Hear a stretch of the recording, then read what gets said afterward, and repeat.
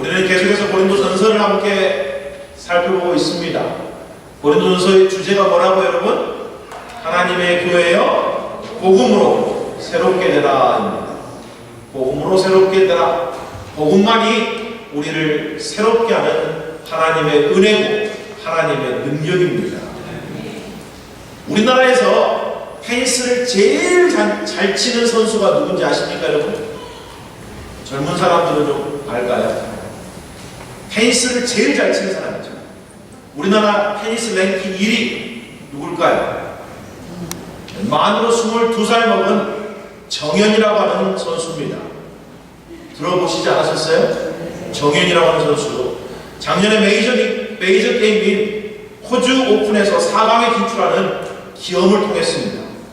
그 결과 작년 세계 랭킹이 19위까지 올라갔답니다. 안타까운 것은 그 뒤로 조금 내리막이 됐는지 올해는 121위라고 합니다. 어쨌든지 그 선수가 영국 런던에서 열리는 윈블던 대회에 생애 최초로 출전하게 됩니다. 2015년이었습니다. 첫 출전을 했는데 첫 회에 탈락하는 그런 안타까운 일이 있었습니다. 이러든 저러든 이 정현 선수야말로 우리나라에서 제일 테니스를 잘 치는 선수입니다. 대단한 선수다라는 이야기죠. 자, 제가 오늘 이 선수에 대한 이야기를 하려고 한 게 아니고 모리스 베커라고 하는 선수에 대한 이야기를 하려고 우리 정현 선수 이야기를 먼저 했습니다. 그럼 모리스 베커라고 하는 테니스 선수를 알고 계십니까? 그는 1990년대 전설적인 테니스 스타였습니다. 이 선수는 윈블던에서 3번 우승했고 US 오픈에서 1번 우승했고 호주 오픈에서 2번 우승했고 1992년 바르셀로나 올림픽에서 금메달을 땄습니다. 그런데 이 선수가 한참 전성기였을 때 그가 이렇게 고백합니다. 그가 하는 고백을 한번 들어보십시오. 나는 윈블던에서 2번 우승했고 첫 번째 우승은 최연소 우승이었습니다. 그리고 아직도 이 기록이 깨어지지 않고 있습니다. 나는 부자였습니다. 나는 물질적으로 필요한 모든 것을 가졌습니다. 그러면서 침묵을 하면서 이렇게 고백을 합니다. 이건 스스로 목숨을 끊는 유명 영화배우나 팝스타들이 늘 하던 이야기입니다. 그들은 모든 것을 가졌지만 너무나 불행하다고 말합니다. 나 또한 내면에 평화가 없습니다. 여러분, 그는 겉으로는 화려한 삶을 살았습니다. 실제적으로 부족한 것이 없었어요. 잘 나가는 스타입니까? 승승장구하고 있었다는 이야기예요. 여전히 세계 랭킹 1위의 테니스 스타였습니다. 그런데 그가 뭐라고 고백합니까? 내 내면에는 공허함이 가득합니다. 나는 내 스스로 불행하다고 여깁니다 하고 그렇게 고백했다라는 이야기예요. 놀라운 고백이잖아요. 그렇다고 모리스 베커라고 하는 사람이 다른 사람보다 좀 더 특별한 사람일까요? 아니요, 저는 그렇게 생각하지 않습니다. 이 모리스 베커라고 하는 사람은 적어도 자기의 내면을 들여다볼 줄 아는 사람이었습니다. 내 안에 말할 수 없는 공허함이 있구나. 내 안에 나를 사로잡아가는 이 불행한 마음이 있구나라는 걸 누구 봐도 잘 인지하고 있는 사람이었다라는 이야기예요. 반면에 수많은 사람들은 자기의 본 모습을 모릅니다. 아픈데 아픈 줄을 모르는 거죠. 불행한데 불행한지를 모르는 거예요. 공허한데 공허한지를 모르는 거죠. 그러면서 여전히 뭐라고 고백해요? 나는 부족함이 없습니다 라고 이렇게 이야기한다라는 이야기죠. 우리가 만약에 초기에 암을 발견할 수가 있다면 대부분 다 나을 겁니다. 그렇죠? 요즘 하도 기술이 좋아서 웬만하면 다 낫습니다. 근데 문제는 뭐예요? 암이 우리 안에서 진행되고 있는데도 불구하고 뭐하죠? 우리가 그것을 자각하지 못한다는 게 문제입니다. 나는 사실 정상이 아닌데 내 스스로 정상이라고 생각하는 거죠. 나는 사실 아픈데 아프지 않다고 생각하니까 어떻게 해요? 병원에 안 가는 거 아니에요. 그렇죠? 도움을 청하지 않는다라는 이야기죠. 나 자신을 솔직하게 볼 수 있는 건 큰 은혜입니다. 그리고 더 큰 은혜로 나갈 수 있는 발판이 될 수 있다라는 이야기죠. 그런데 안타깝게도 많은 사람들이 자신의 진짜 모습을 못 보고 살아간다는 게 문제입니다. 여러분, 우리가 지금 계속해서 고린도 교회에 대해서 살펴보고 있잖아요. 자, 그 교회는 하나님의 크신 은혜가 임한 교회입니다. 그래서 모든 은사에 부족함이 없었습니다. 정말 없었어요. 은사만이 아니고 모든 지식에도 풍족했다라고 성경 고린도전서 1장은 그렇게 이야기합니다. 그들은 정말 아무것도 부족한 게 없는 사람들이었습니다. 그래서 그들은 스스로 어떻게 생각했어요? 스스로 지혜롭고 스스로 성숙하고 스스로 대단한 그리스도인이라고 여겼다라는 이야기죠. 자, 오늘 보면 8절은 이렇게 시작하고 있습니다. 세번역 성경으로 보면 이렇게 나와 있습니다. 여러분은 벌써 배가 불렀습니다. 벌써 부자가 되었습니다. 우리를 제쳐놓고 왕이나 된 듯이 행사하였습니다. 여러분이 진정 왕처럼 되었으면 좋겠습니다. 그렇게 하여 우리도 여러분과 함께 왕노릇하게 되면 좋겠습니다. 라고 적었습니다. 여기 제일 중요한 단어가 뭐예요? 벌써라는 단어입니다. 우리 성경으로는 이미라고 번역되어 있죠. 너희는 이미 배불렀고 이미 부족함이 없다라고 말하고 이미 부자라고 말하고 이미 너희는 왕이라고 스스로 그렇게 여긴다라는 이야기예요. 그렇게 여긴대요. 우리는 부족함 없어요. 그러니까 그 마음에 뭐가 없겠어요? 절절함이 없는 겁니다. 절실함이 없는 거예요. 여러분, 한국교회가 70년대, 80년대는 절실함이 있었습니다. 절절함이 있었어요. 그래서 정말 우리 주님께 매달렸습니다. 그런데 지금은 그런 게 사라졌어요. 왜 그럴까요? 그 이유가 여기 있지 않을까요? 이제는 우리가 부용하다고 생각해요. 이제는 우리가 이 정도면 충분하다고 생각합니다.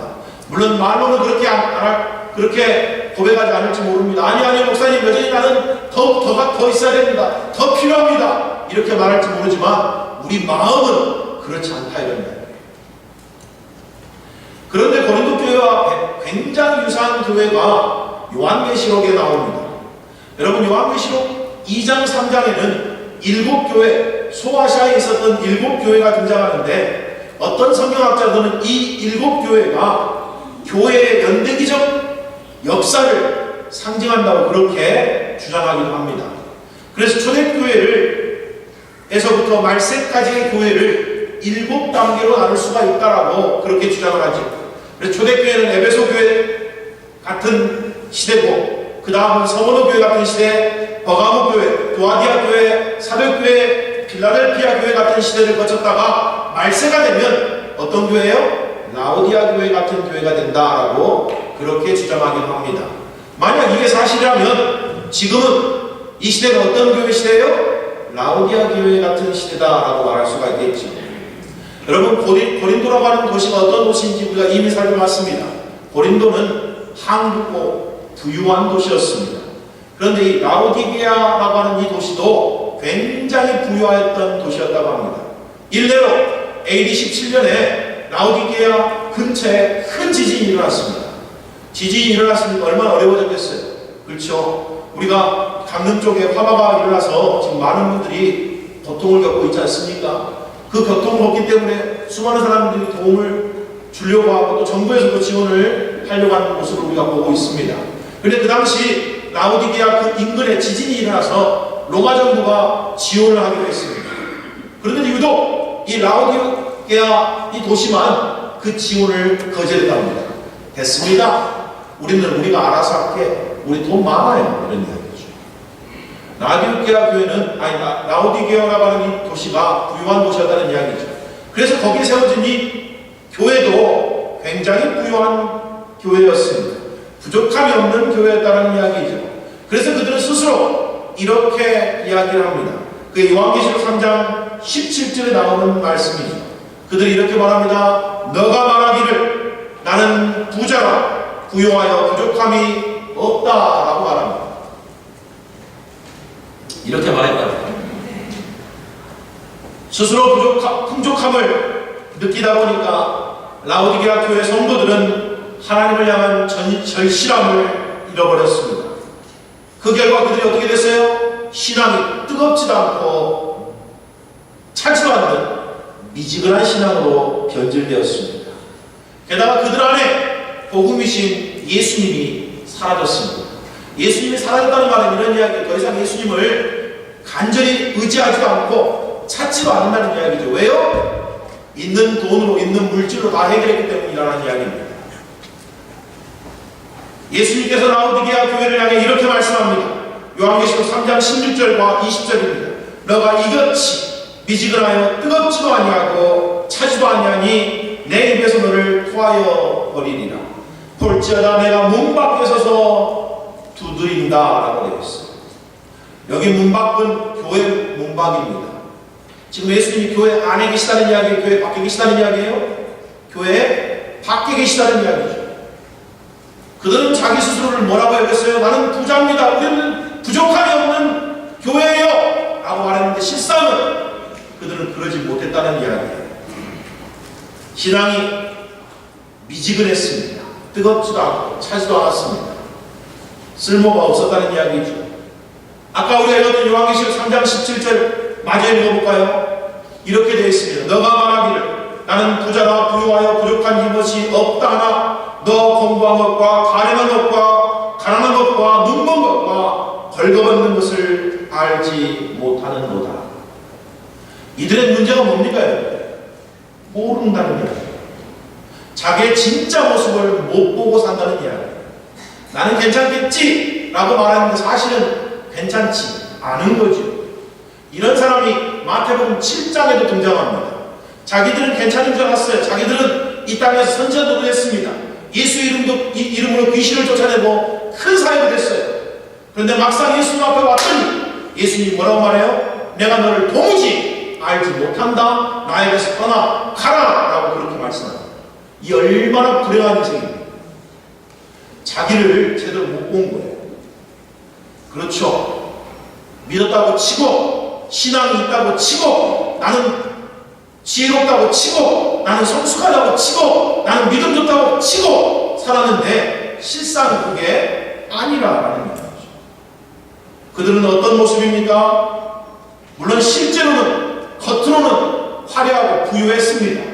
그렇지만 그들은 공부하고 가련하고 가난하고 눈멀고 벌거벗는 자들이었습니다. 왜요? 그들 가운데 누가 없으셨습니까요?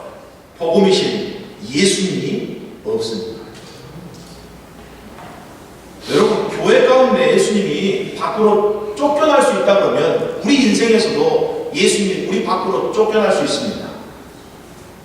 우리가 예수님 붙들지 않고 우리가 세상 붙들면 예수님이 우리에게서 쫓겨난 거예요. 영적으로는요. 예수님이 우리의 왕이 안 되시고 예수님이 우리의 주인이 안 되시고 예수님이 우리의 삶을 주장하지 못하고 예수님의 뜻이 우리의 삶 가운데 이루어지지 않으면 실상은 예수님이 우리의 삶에서 쫓겨나 계신 것과 똑같은 겁니다. 지금 라오디게아 교회는 그랬다는 이야기죠. 뭐 라오디게아 교회만 그렇습니까? 고린도 교회도 지금 그러고 있는 모습 아니에요? 그들은 모든 은사에 부족함이 없었고 모든 지식에 풍족했습니다. 모든 것이 하나님의 은혜였죠. 그런데 그들 중에 많은 사람들이 이 은혜를 깨닫지 못하고 우리가 지난주에 봤습니다만 뭘 했어요? 자랑했어요. 자, 4장 7절에 이렇게 되어 있죠. 누가 너를 남달리 구별하였느냐? 내게 있는 것 중에 받지 아니하는 것이 무엇이냐? 너가 받았은즉 어찌하여 받지 아니한 것 같이 자랑하느냐? 물론 고린도 교회 성도 전부가 그렇지는 않았을 겁니다. 그렇지만 많은 수의 성도들이 스스로를 지혜롭게 여기고 스스로 풍성하다 여기고 스스로 이미 뭔 노릇을 했다고요? 왕처럼 행동했다는 거예요. 왕처럼 행동했다. 이미 벌써 그랬다는 거예요. 그러니 어떻게 말합니까? 더 이상 뭔가를 배우려고도 하지 않았겠죠. 사도 바울은 이렇게 고백하잖아요. 나는 다 이루었다운도 아니고 나는 다 얻었다운도 아니다. 나는 여전히 앞의 것을 향하여 달려간다. 이렇게 말합니다. 그런데 고린도 교회 성도들은 뭐라고 말합니까? 나는 이미 다 얻었습니다. 아니 나는 이미 다 이루었습니다. 나는 이미 다 도달했습니다.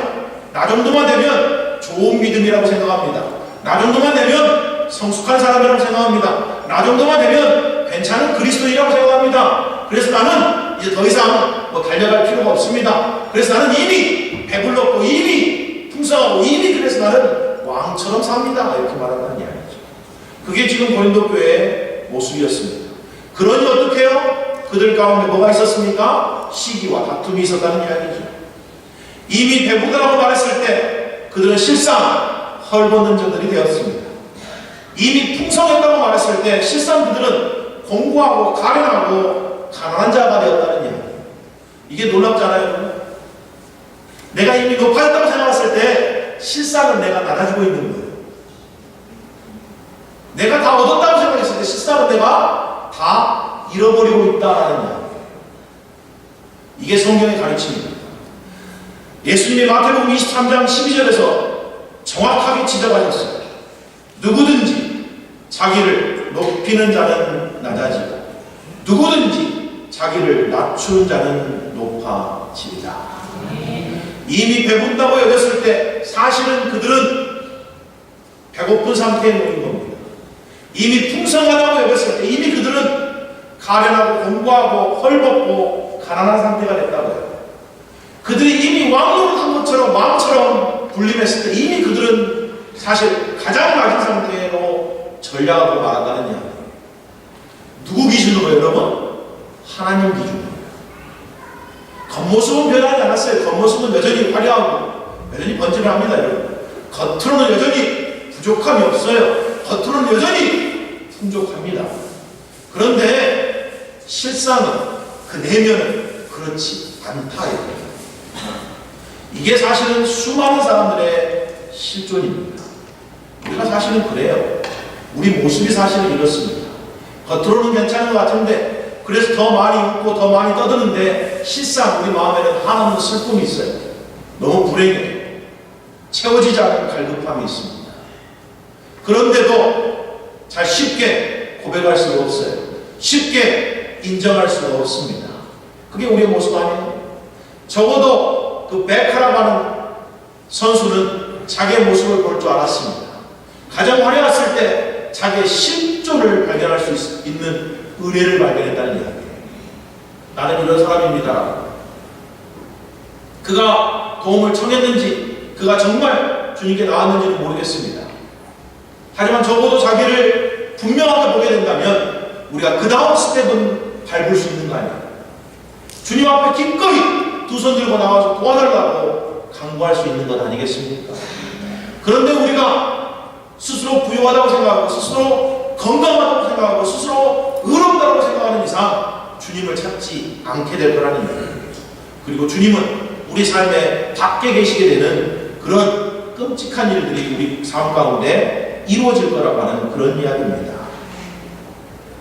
이미 배부르다, 이미 풍성하다, 이미 왕이 되었다고 생각했기 때문에 그들은 예수님을 의지할 필요가 없었고 예수님을 닮아갈 이유도 없었습니다. 그래서 그들 안에 복음의 아름다움과 복음의 영광과 복음의 능력이 사라졌다라는 이야기 아닙니다. 그 결과 그들은 사람의 지식과 사람의 지혜와 사람의 능력으로 살았고 그래서 그 안에서 서로 자랑하고 시기하고 다투는 삶을 살았다라는 이야기. 자, 여기서 한 가지 여러분이 절대 오해하지 말아야 될 게 있습니다. 우리는 마침내 이 땅에 임하게 될 하나님 나라에서는 반드시 배부르게 될 겁니다. 풍족하게 될 거예요. 예수와 함께 왕으로 하게 될 겁니다. 그때가 반드시 옵니다. 아직은 아니에요. 우리 성가대 찬송이 참 은혜가 됐습니다. 그 예루살렘 성, 그 하나님의 도성에서는 우리가 배부르게 될 거예요. 우리에게 온전한 풍족함이 있을 겁니다. 우리가 예수 그리스도와 함께 그곳에서 왕으로 할 것이다 이런 이야기. 이것이 우리의 복된 소망입니다. 하지만 여기서는 아니에요. 아직은 아닙니다. 우리가 이미 왕이 되기로 예정된 자들이에요. 우리가 왕이 되기로 기름 부은 자들입니다. 하지만 아직은 아니에요. 여러분, 다윗이 어린 나이에 사무엘로부터 기름 부음을 받았습니다. 하나님이 너를 왕 삼기로 했어. 근데 바로 왕이 못 됐어요. 무려 12년 이상 공고한 삶을 살아야 됐습니다. 사울왕부터 쫓겨다니는 삶을 살아야 됐어요. 그리고 그가 12년 후에야 왕이 되었다라는 이야기입니다. 여러분, 결혼도 하는 과정을 보면 약혼을 먼저 하잖아요. 약혼을 해요. 근데 아직 결혼한 건 아니에요. 정식으로 결혼할 날짜는 아직 멀었다는 이야기예요. 하지만 약혼한 순간부터 결혼하기로 이미 약속되었다는 이야기죠. 우리는 이미 예수 그리스도 안에서 상속자가 되었습니다.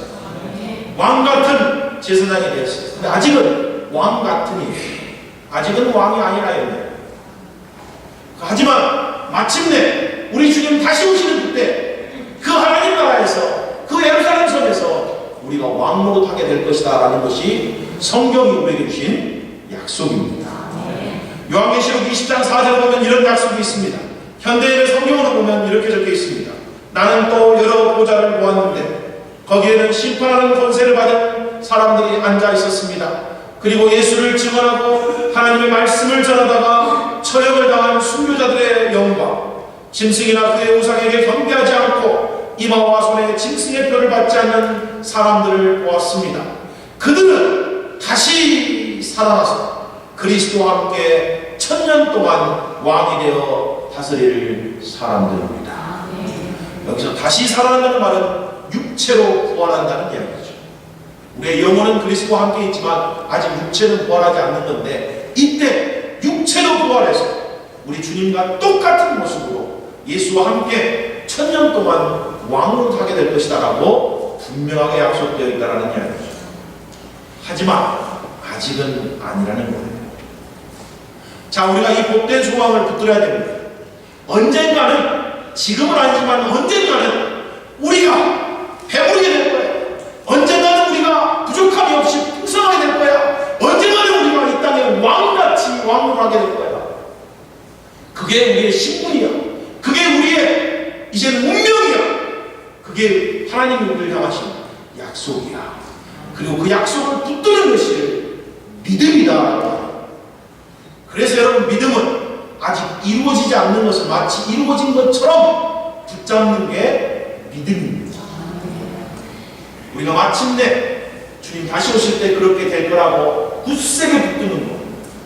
그때는 우리의 모든 슬픔도 사라지고 모든 아픔도 사라지고 우리의 모든 부족함도 사라지고 그 안에서 온전한 기쁨과 온전한 만족과 온전한 행복을 누리는 삶을 살게 될 거라고 하는 그 소망. 그게 우리가 붙잡는 소망이다 이런 거예요.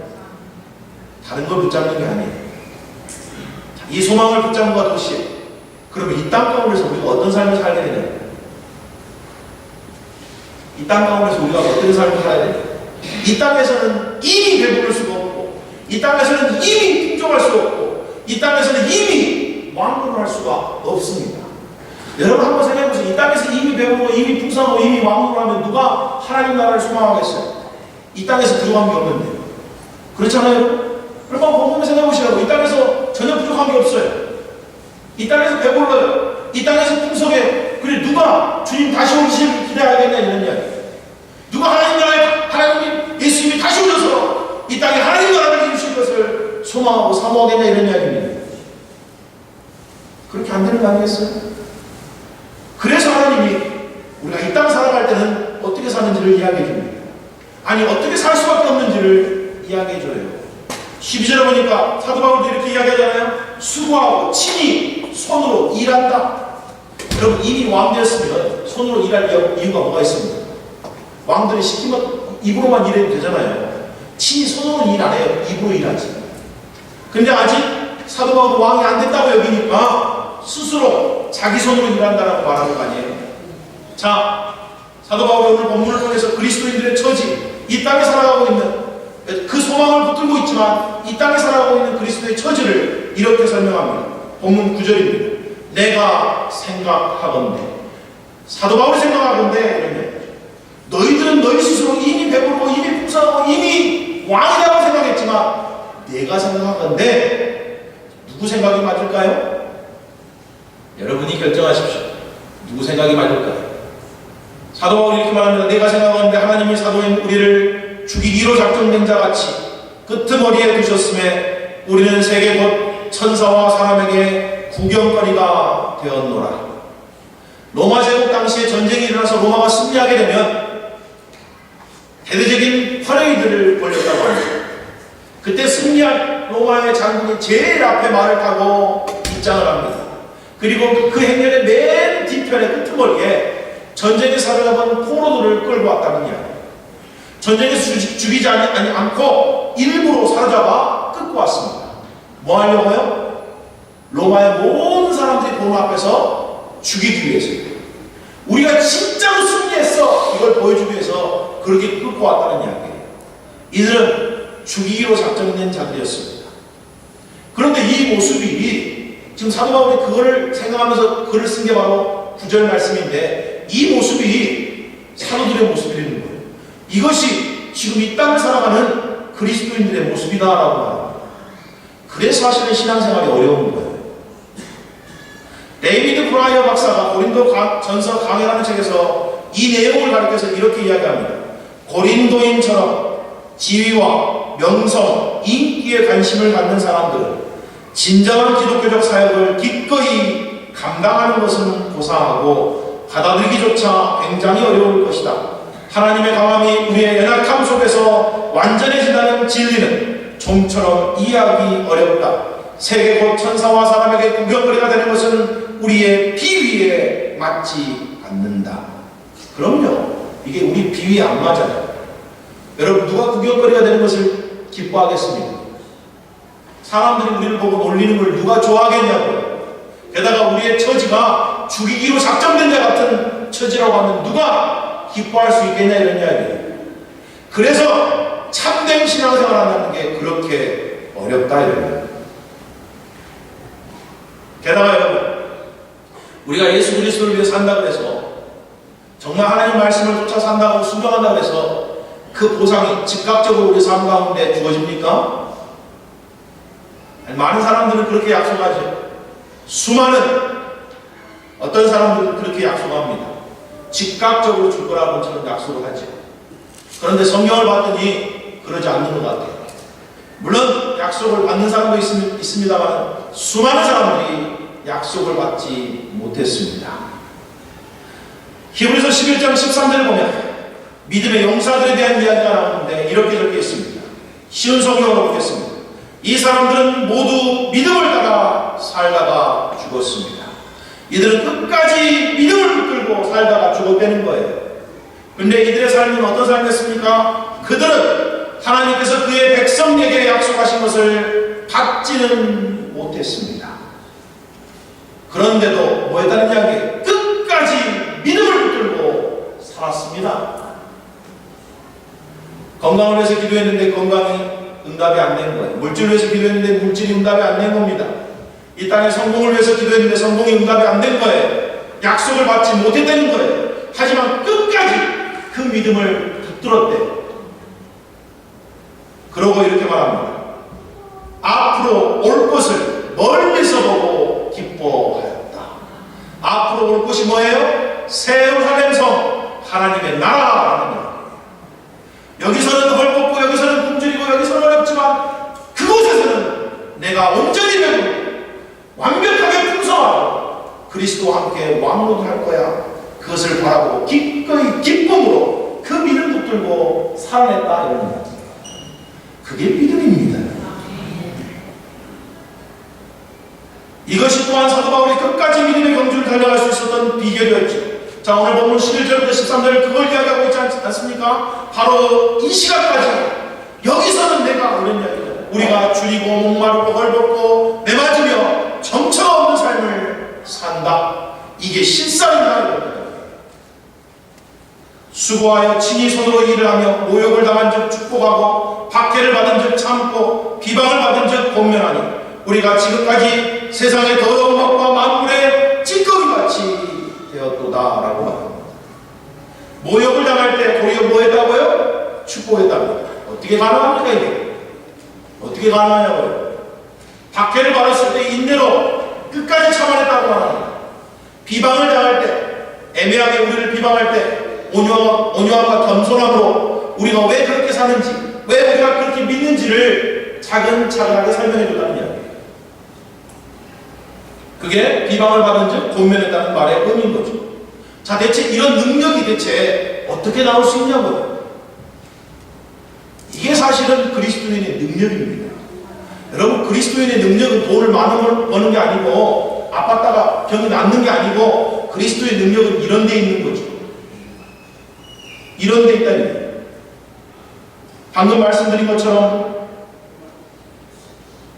모욕을 당하지만 그 사람을 축복할 수 있는 능력, 박해를 받았지만 끝까지 인내할 수 있는 능력, 애매하게 비방을 받고 오해를 받지만 온유함과 겸손함으로 우리가 답변할 수 있는 그 능력, 이게 다 어디서 오냐고.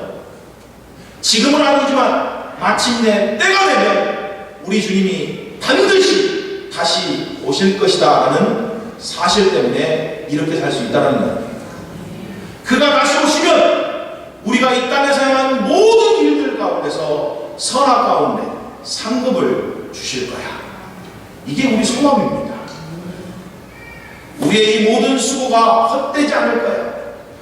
우리가 기꺼이 모독을 당하지만 축복하는 것이 그리스도 안에서 반드시 대갚아질 거야 라는 걸 다 알기 때문에 이 땅에서는 이렇게 살아낸다는 이야기. 우리가 이미 살펴봤지만 고린도전서 4장 5절에도 이렇게 되어 있지 않습니까? 그러므로 때가 이르기 전에, 때가 이를 때가 있다는 이야기죠. 곧 주께서 오시기까지 아무것도 판단하지 말라. 그가 어둠에 감추인 것을 드러내고 마음의 뜻을 나타내시리니 그때 주님 다시 오실 그때 각 사람에게 하나님께서 칭찬이 있으리라. 아멘. 이게 우리의 소망입니다. 그리고 이게 우리가 그토록 받고 싶은 상급입니다. 이게 우리가 진짜 받고 싶은 보화라고. 그때 하나님께로부터 칭찬을 받고 싶어요. 이게 우리의 간절한 기대고 소망입니다. 그래서 이 땅 가운데서 우리가 설령 가난하고 헐벗고 굶주리고 배고프고 유리하는 삶을 산다 할지라도, 모욕을 당한다 할지라도 상대를 축복하는 삶을 살고, 박해를 받는다 할지라도 끝까지 인내하는 삶을 살고, 아직 약속이 이루어지지 않는다 할지라도, 아니 죽는 그 순간까지 약속을 받지 못한다 할지라도 끝까지 약속을 붙들고 살아낸다라는 말입니다. 우리 주님 오시면 다 갚아줄 걸 알기 때문에 이게 그리스도인들의 자랑입니다. 그래서 그리스도인들은 세상에 보이는 것으로 사람을 판단하지 않는다. 세상에 보이는 것으로 남을 부러워하지 않는다 이런 이야기예요. 세상에 보이는 것으로 우리의 가치를 매기지 않는다 이런 이야기예요. 부자기 때문에 대단한 인격인가요? 부자기 때문에 하나님이 대단하게 봐주는 거예요? 가난하기 때문에 하나님이 무시하고 멸시하는 건가요? 아니요. 그건 세속적이고 세상적인 가치관이잖아요. 우리는 그런 사람들이 아닙니다. 우리는 겉으로는 가난할지 모르지만 한량없이 부요한 자들이에요. 이미 우리는 상속받기로 약속된 사람들이잖아요. 그게 우리들의 실제입니다. 이걸 붙들고 살아내는 것이 그리스도인의 삶이다라는 이야기입니다. 이 두 가지를 붙들어야지만 우리의 소망이 무엇이고 지금 이 땅에서 우리가 어떻게 살 수밖에 없는지를, 이 두 가지를 붙들 때만이 우리가 담대하면서도 겸손한 삶을 살아낼 수 있게 된다는 얘기입니다. 이것이 천국을 소망하면서 여전히 지금 이 땅에서 살아가고 있는 모든 그리스도인들이 가져야 될 참된 자세다라는 겁니다. 여기서는 어려울지 모르지만, 여기서는 힘들지 모르지만 그것이 내게 대단한 게 아니라는 이야기예요.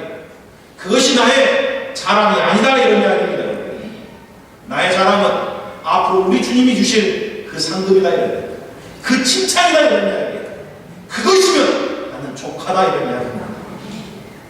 그러니 여러분, 세상이 어떻게 감당하냐고요.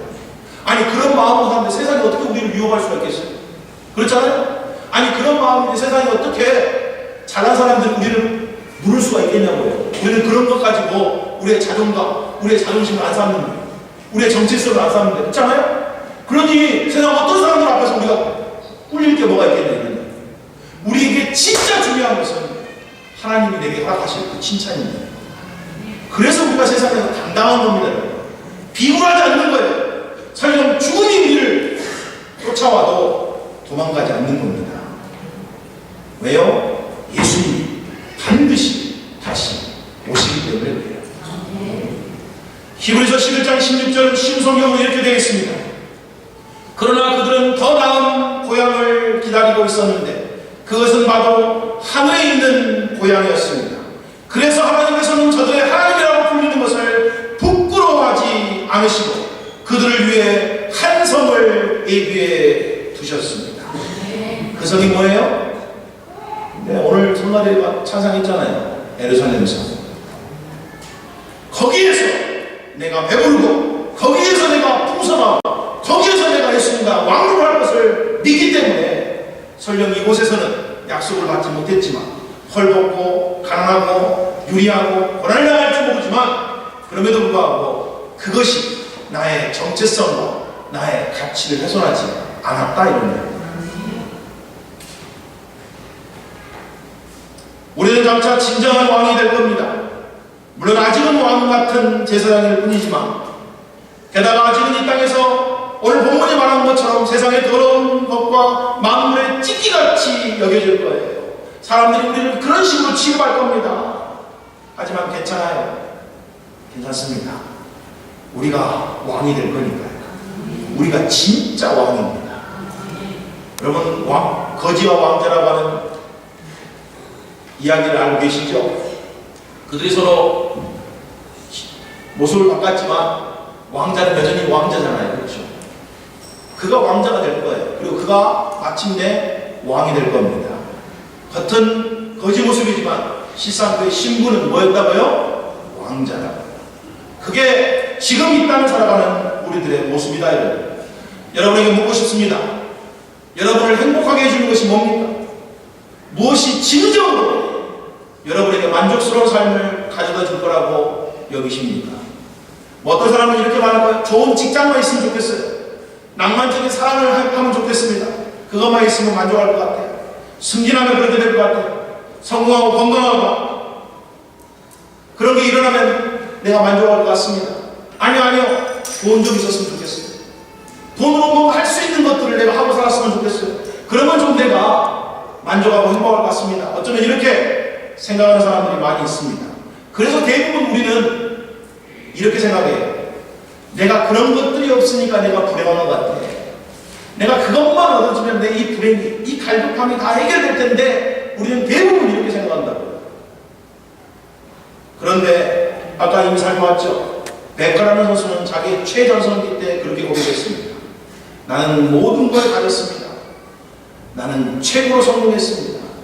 하지만 여전히 그것이 나를 만족시켜주지 못했습니다. 나는 여전히 불행하다고 느낍니다. 여러분이 정말 그것만 있으면 될 것 같다는 것 얻으면 행복할 것 같지만 절대 그러지 않는다는 이야기예요.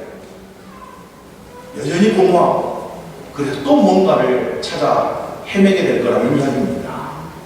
이 땅에 가치를 두고 사는 사람들의 삶의 모습이 이럴 수밖에 없다는 이야기예요. 이런 인생의 굴레를 깨어부수고 진정한 기쁨과 자유와 행복을 주시기 위해서 예수님이 이 땅에 오셨다는 이야기예요.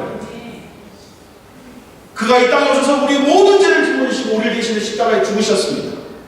그리고 고난당하셨어요. 그리고 3일 만에 부활하셨습니다. 그를 믿는 자들마다 이제는 새로운 생명을 얻었다라고 말합니다. 그 생명 안에서 우리는 더 이상 세상 것으로 배부르고 세상 것으로 헐벗고 세상 것 때문에 연연한 삶을 살지 않게 되었다라고 하는 이야기입니다. 여러분 우리는 알고 있습니다. 우리가 이미 예수 안에서 승리했다는 거예요. 우리는 알고 있습니다. 이미 우리가 예수와 함께 왕노릇하게 될 것이라는 겁니다. 그게 우리의 소망입니다. 그러니 끝까지 당당하다고요. 춘향전 아시죠? 이도령 거지 모습으로 나타났지만 그는 당당했습니다. 그렇죠. 비굴하지 않았어요. 사도 앞에서도 당당했습니다. 춘향이를 만날 때도 당당했어요. 그의 장모님 앞에서도 당당했죠. 왜요? 그의 진짜 신분이 뭐니까요? 아멘 의사였습니다. 여러분, 이 땅 가운데서 여러분이 어떤 모습으로 살든지, 여러분이 만약 예수 그리스도를 여러분의 구원자와 주님으로 영접했다면 여러분은 이미 왕같은 제사장들입니다. 여러분은 이미 왕으로 예정된 사람들입니다. 여러분의 겉모습과 하늘에 상관없이 우리는 이미 왕이 될 존재들이다, 이런 거. 그 삶이 여러분을 당당하게 만들기를 주님의 이름으로 축복합니다. 마침내 주님이 약속하신 대로 다시 오셔서 우리들에게 영광의 면류관을 씌워 주실 겁니다. 그 소망 때문에 이 땅에서 어떻게 살든지 승리하시는 삶을 살아내시는 사랑하는 여러분 되시기를 주님의 이름으로 축복합니다. 아멘. 다 같이 일어나서 함께 찬송하시겠습니다.